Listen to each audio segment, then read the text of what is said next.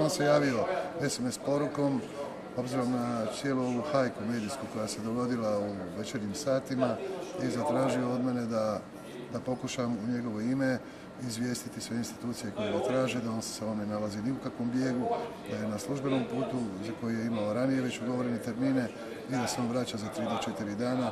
Prema tome biti će dostupan svakome ko od njega traži bilo kakvu aktivnost i javit će se sasvim sigurno svaki put.